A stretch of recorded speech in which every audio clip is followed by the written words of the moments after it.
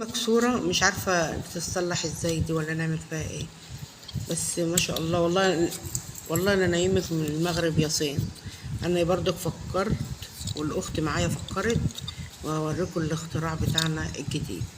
أو بسم الله ما شاء الله عملنا جوز مسامير جوز مسامير الصلب. اقسم بالله يعني مش السن بس اللي بتفكر، احنا بسم الله ما شاء الله بسم الله ما شاء الله انا مفكره في الفكره دي. اما نشغل دماغنا والله يعني مش هقول لكم احنا دماغنا وش احنا بنعمل ايه.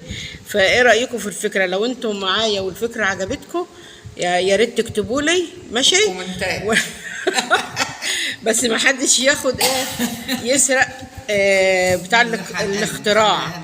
يعني اسمه ايه يا بنتي بتاع الاختراع ده؟ اسمه ايه يعني ما حدش يسرق الاختراع اللي احنا عاملينه يعني عشان نقدم فيه في اليونيسيف ولا نقدم فيه في اي حته.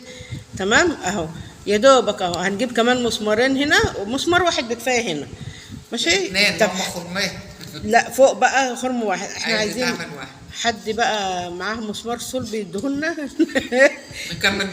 نكمل بقيه الايد عشان خساره الشنطه تبوظ وتترمى.